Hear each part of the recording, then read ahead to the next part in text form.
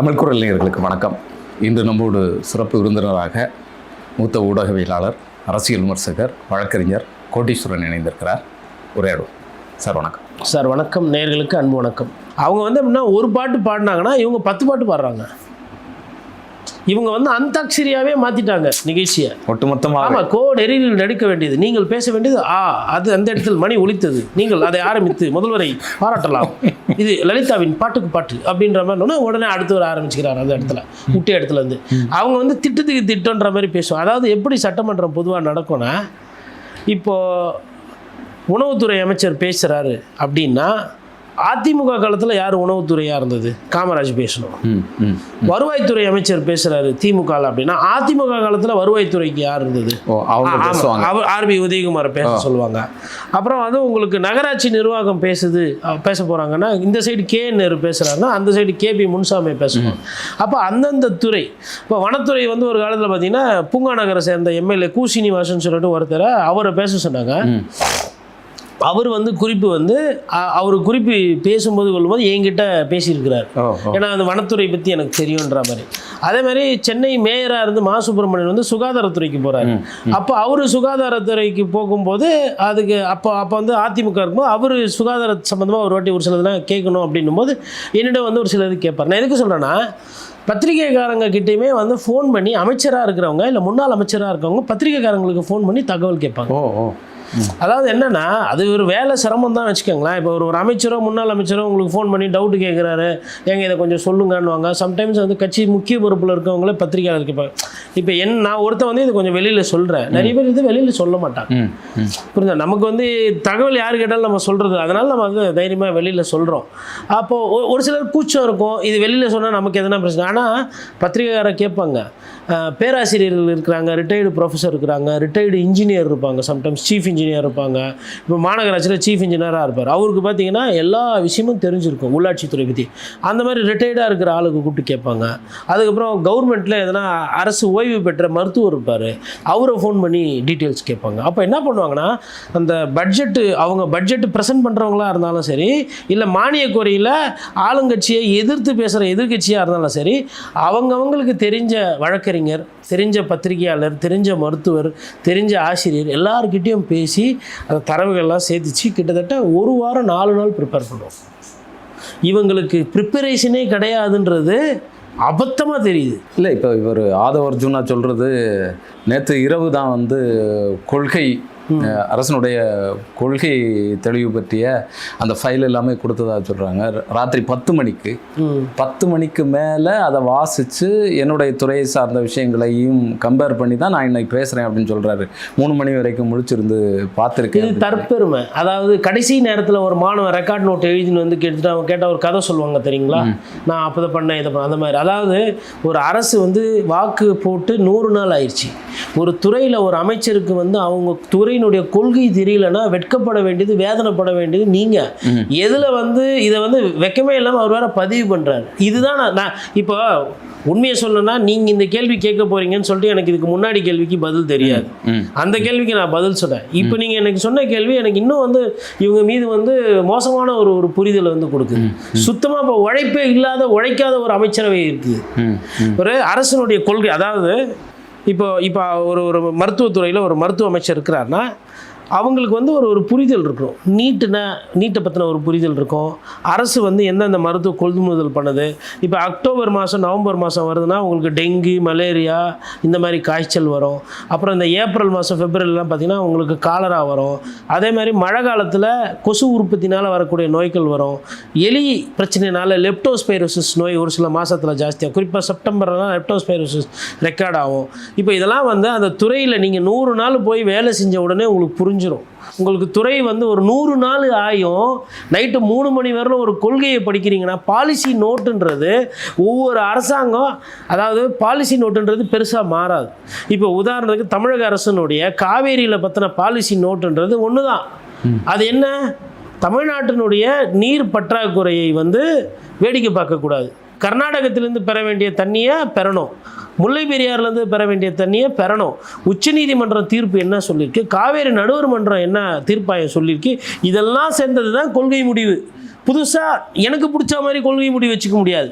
அப்போ ஒரு அமைச்சராக ஒருத்தர் பதவி ஏற்றுக்கிறாருன்னா தன்னோட துறை சார்ந்த கொள்கையே அவருக்கு தெரியல, அந்த பாலிசி நோட் என்ன, கவர்மெண்ட்டோட பாலிசி என்னன்னு தெரியலன்னா அதெல்லாம் வெக்கப்படணும். இல்லை, இவங்க தானே தயார் பண்ணணும். இப்போ அதிகாரிகள் அமைச்சர்கள் எல்லாரும் சேர்ந்து தானே தயார் பண்ணணும்.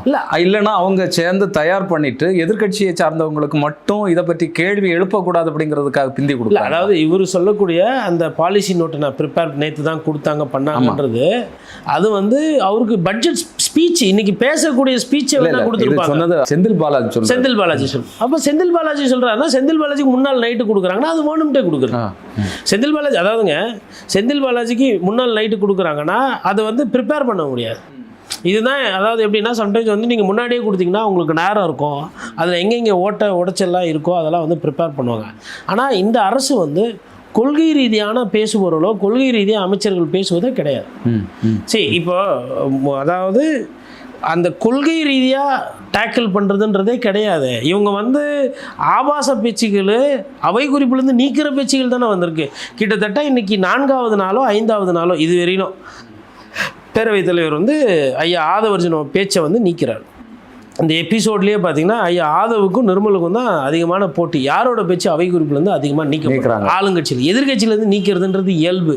எல்லா காலகட்டத்திலையும் எதிர்கட்சிகள் பேசும்போது நீக்குவாங்க. ஆனால் ஆளுங்கட்சியிலேருந்து பேசும்போதே அவை குறிப்புலேருந்து நீக்கிறாங்கன்னா அது சரி கிடையாது. எனக்கு இன்றைக்கி ஐயா உதயநிதி ஸ்டாலின் சொன்ன அந்த கருத்தில் வந்து எனக்கு கொஞ்சம் உடன்பாடு இல்லை. என்னென்னா நீங்கள் எல்லாம் அவை குறிப்புலேருந்து நீக்கிறீங்க, அதெல்லாம் ரீல்ஸாக போகிறாங்க. இப்போ என்ன பண்ணுவாங்கன்னா இவங்க செலக்டாக பண்ணுவாங்க. இப்போ இவங்களுக்கு பாசிட்டிவாக இருக்குல்ல ரீல்ஸு, அதெல்லாம் வந்து விட்டுருவாங்க, விட்டுருவாங்க. இப்போ ஏதோ உதயநிதி ஸ்டாலின் எதனா ஒன்று பேசியிருக்காரு, இல்லை வந்து KN நேரு ஒன்று பேசுகிறாரு, இல்லை எடப்பாடி பழனிசாமி ஒன்று பேசுகிறாரு, அது அரசுக்கு ஒரு நெருக்கடி அப்படின்னா நாங்கள் அதை அவை குறிப்புலேருந்து நீக்கிட்டோம், நீங்கள் எப்படி அதை பற்றி பேசுனீங்க, நீங்கள் எப்படி அதை வந்து போட்டிங்கன்னு சொல்லிட்டு பேரவைத் தலைவருக்கு உட்படுத்தி பேரவைத் தலைவர் நடவடிக்கை எடுக்கலான்ற மாதிரி வந்துச்சு. ஒரு நடுநிலை என்பது அங்கே இல்லை. நடுநிலையாக இருக்க பேரவைத் தலைவர் முயற்சி செய்கிறார். இதை வந்து நீங்கள் எதிர்க்கணும்னா பத்திரிகையாளர் சந்திப்பு பேரவையில் அவங்க என்ன வேணால் பேசிக்கிட்டோம், அட்லீஸ்ட் எதிர்கட்சியாச்சும் மாண்போடு நடந்துக்கலாம். அதை வெளியில் வந்து மக்கள்கிட்ட அம்பலப்படுது. இல்லை துண்டு பிரசாரம் வீடு வீடாக போய் அவங்க வந்து இன்ஸ்டாவில் ஃபேஸ்புக்கில் போவாங்க. நீங்கள் மக்களை வந்து நேரில் சந்தித்து சொல்கிறதுன்ற மாதிரி ஒரு விஷயம் கிடையாது. இதை வந்து திருப்பணும். இது அப்படின்னா மக்கள் சந்திப்பை தவிர்த்து திண்ணை பிரச்சாரம் மக்கள் சந்திப்பை தவிர்த்து வேறு வழியே கிடையாது எதிர்கட்சிகளுக்கு. ஏன்னா விஜய் சார் வந்து ஒரு பிரபலம். அவரோட வீடியோவோ அவரோட விஷயத்தை பார்க்குறதுக்காக நிறைய பேர் வந்து ஏங்குறாங்க. என்ன பண்ணுறாங்க? ஏங்குறாங்க.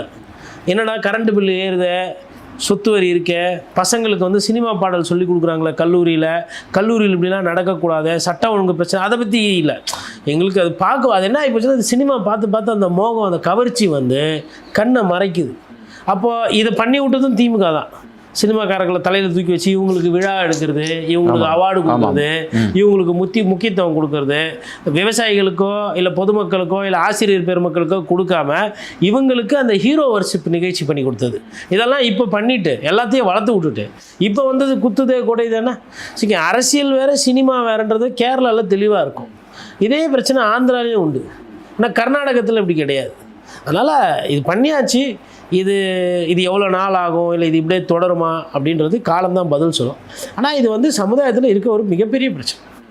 என்னுடைய டேபிளில் 3 ஃபைல் இருக்குது, அதை எப்போ திறக்கணுமோ அப்போ நான் திறப்பேன் அப்படின்னு சொல்லி ஒரு எச்சரிக்கை தொனியில் முதலமைச்சர் விஜய் அவர்கள் பேசினார்.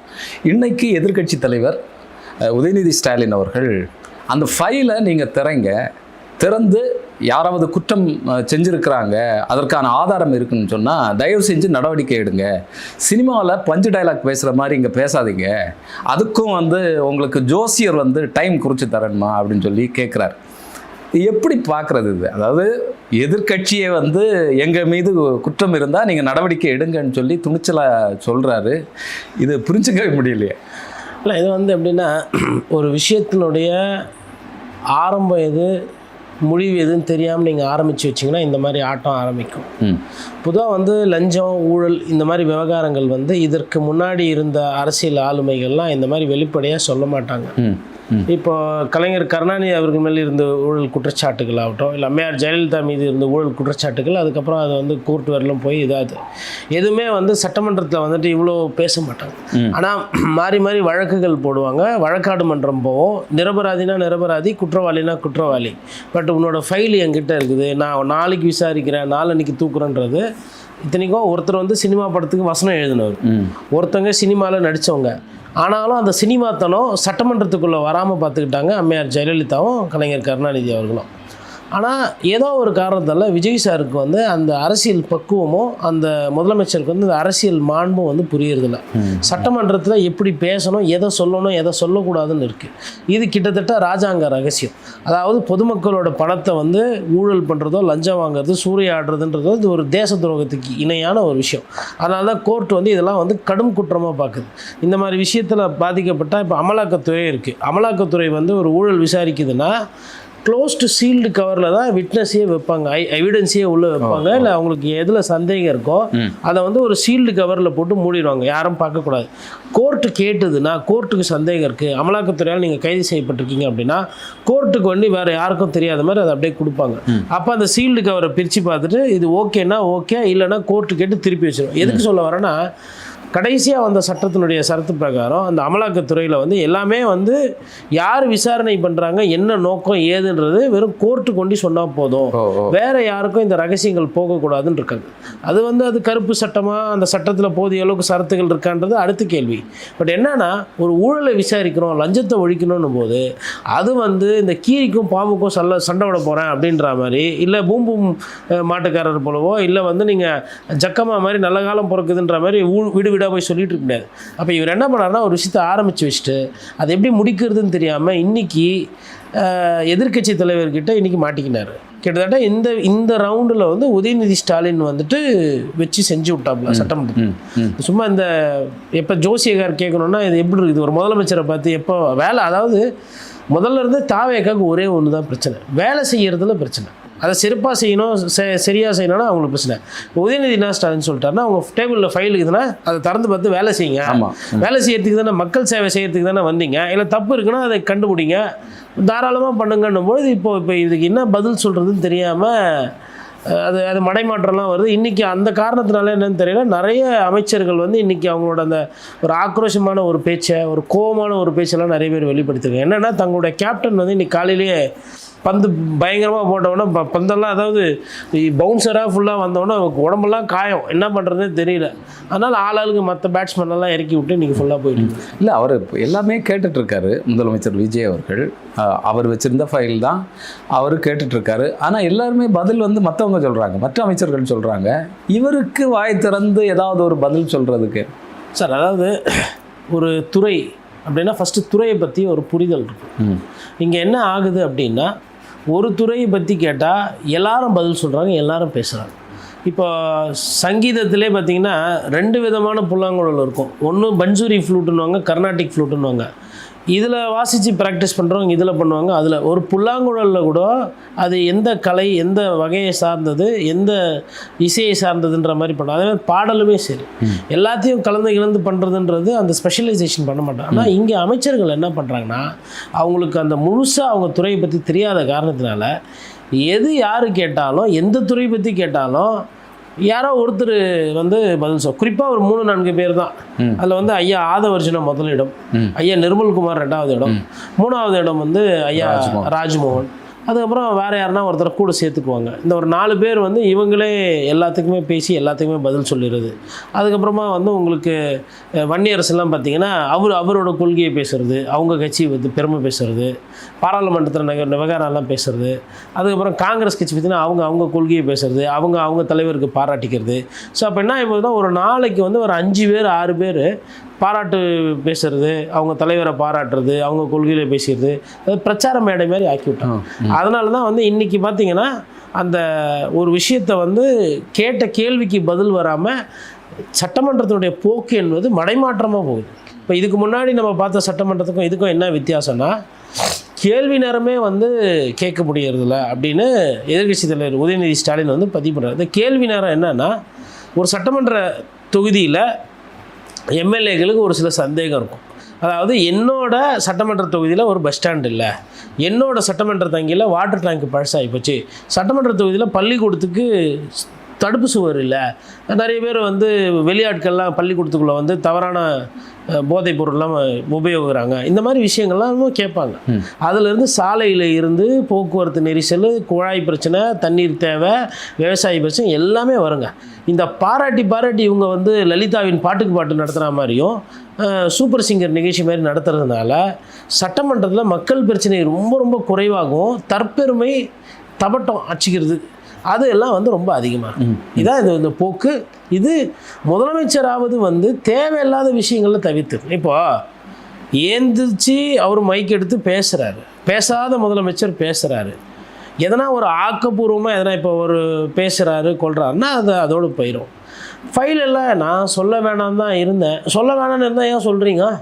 ஃபஸ்ட்டு ஆக்சி மொரான் அவரே ஒன்று சொல்கிறாரு, அதுக்கு மாறா அவரே சொல்ல வேணான்னு இருந்தேன்னா அப்புறம் ஏன் சொல்கிறீங்க? ரைட்டு. அதுக்கப்புறம் ரெண்டாவது, சரி சொன்னீங்கல்ல, எதுக்கு இப்போ அதை சொல்லணும்?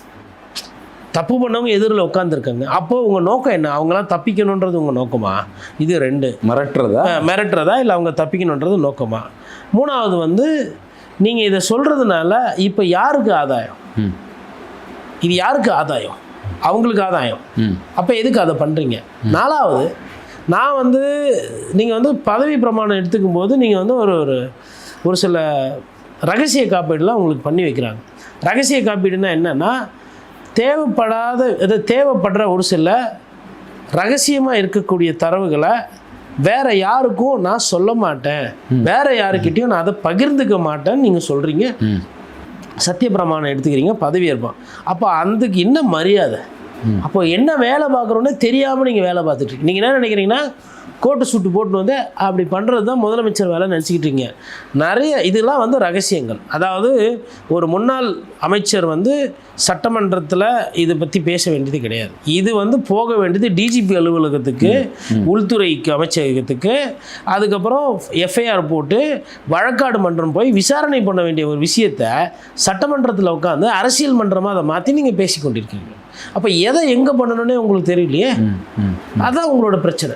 அதான் வந்து இப்போ இது என்ன பண்ணிட்டாருன்னா, உதயநிதி ஸ்டாலின் வந்து சேலஞ்சு தான் இது, முடிஞ்சால் விசாரி, சும்மா இந்த நீங்கள் வந்து சவுண்டெல்லாம் விட்டுட்டு இருக்காதீங்க அப்படின்றது தான் அவர் வந்து கோடிட்டு காமிச்சு, அதில் வந்து ஒரு பஞ்சு, அவர் ஒரு பஞ்சு வச்சுக்கினார். அவரு நேரம் இருக்குல்ல, அவருக்கு என்ன பண்ணார், ஜோசிகார் வந்து சொல்லணுமா, நல்ல நேரம் பார்க்கணுமா அப்படின்ற மாதிரி அவர் ஒரு விஷயத்த சொல்லிட்டாரு.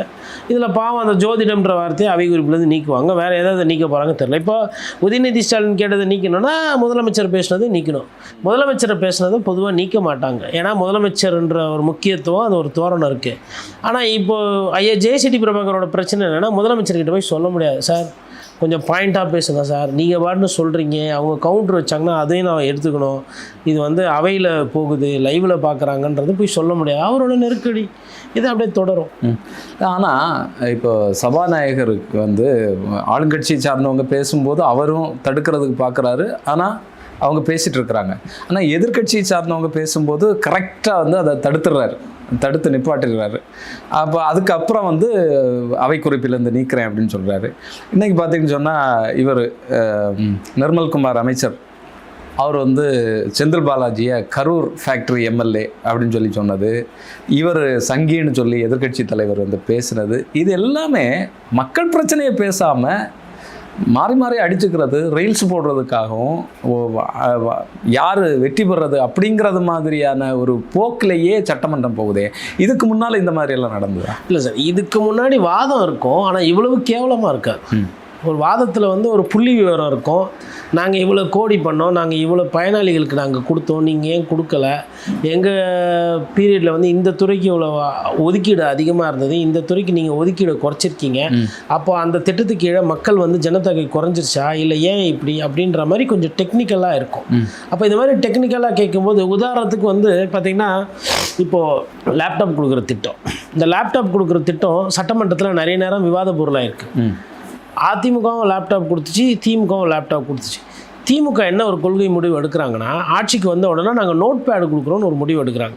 நோட் பேட் கொடுக்குறோன்னு முடிவு எடுத்தவங்க அவங்களுக்கும் கரோனா இருந்ததுனால அதாவது சரியாக பண்ண முடியல, காசு இல்லைன்னு சொல்லி ஏமாற்றிட்டாங்க. ஒரு 2-3 வருஷம் மாணவர்களை ஏமாற்றிட்டாங்க. 4வது வருஷம் வரும்போது தான் நாங்கள் நோட்பாடில் நாங்களுமே லேப்டாப் கொடுக்குறோன்னு ஒரு முடிவு எடுக்கிறாங்க. தேர்தலுக்கு முந்தைய வருஷம் லேப்டாப்பை வாங்கி லட்சக்கணக்கில் மாணவர்களுக்கு வாங்கி கொடுத்தாங்க. அதில் என்ன பண்ணிட்டாங்கன்னா, அந்த ஓட்டு எந்த மாணவர்களுக்கு இருக்கோ அவங்களுக்கு ஒண்டி கொடுக்குறாங்க. அப்போது முன்னாடி இருந்த மாணவர்கள் அதுக்கு போனவங்க நிறைய பேர் விடுபட்டு போச்சு. இப்போ இதெல்லாம் வந்து எப்படி பொது வெளியில் வரும்னா, அந்த டெக்னிக்கலாக இருக்குல்ல அந்த கேள்வி, அதை கேள்வி கேட்கும்போது தான் வரும். இல்லைன்னா இந்த மாதிரி விவகாரங்கள் வராது. அப்போ நிறைய நேரத்தில் என்ன ஆகுனா, அரசு என்ன பண்ணுன்னா, ஏதோ பெரிய தாராள பிரபு மாதிரி அரசு வெளியில் சொல்லிடும். அதுக்கப்புறமா அந்த திட்டத்தை மக்களுக்காக செயல்படும் போது, அது எல்லா அரசும் அதில் ஒன்று தான், அந்த திட்டத்தை அரசுக்கு செயல்படும் போது அது என்ன பண்ணால் பிச்சைக்கார புத்தியை காட்டும் அரசு. அது என்ன அப்படின்னா, இவங்களுக்கு இல்லை அவங்களுக்கு இல்லை. இப்போ உதாரணத்துக்கு 1000 ரூபா கொடுத்தாங்க. முதலமைச்சர் வந்து ஒரு முடிவு எடுக்கிறாரு, அன்றைய முதல்வர் ஸ்டாலின் அவர்கள் எல்லாருக்கும் கொடுக்கணும்னு சொல்லிட்டு கிட்டத்தட்ட 40 லட்சம் பேருக்கு கிட்ட வந்து நிராகரிக்கப்படுது. அதாவது ஃபஸ்ட்டு ஒரு 19 லட்சம், அதுக்கப்புறம் ஒரு 20 லட்சம் பேர் கொடுத்துட்டு, அப்புறம் அந்த திட்டத்தின் மூலிமா ஒரு 1.5 கோடி பேர் வரலாம் எடுத்துகிட்டு வராங்க. அப்போது ரிஜெக்ட் ஆனவங்களது 2வது வாட்டி அப்ளை பண்ணும்போது அது கரெக்ட் ஆகுது. இப்போ இந்த பிரச்சனையை வந்து அன்றைக்கு இருந்த எதிர்க்கட்சியில் இருந்த செல்லூர் ராஜு போன்றவங்க, ஆர்பி உதயகுமார் போன்றவங்க, எடப்பாடி பழனிசாமி இவங்கெல்லாம் வந்து அதை பற்றி பேசியிருக்கிறாங்க. அப்போ அதெல்லாம் பேசின காரணத்தினால அது முதல்வருக்கு கவனத்தை ஈர்க்குது. இது எங்கே நம்ம 1 கோடி பேருக்கு கொடுத்துட்டு நிறைய பேருக்கு கொடுக்காம விட்டுட்டா இது சிக்கலாக போயிடுமோ அப்படின்னும் போது அவங்க என்ன பண்ணுறாங்க, 2வது முறை 3வது முறை ரிவைஸ் பண்ணும்போது அவங்களையும் சேர்த்துக்கிறாங்க அந்த திட்டத்தில்.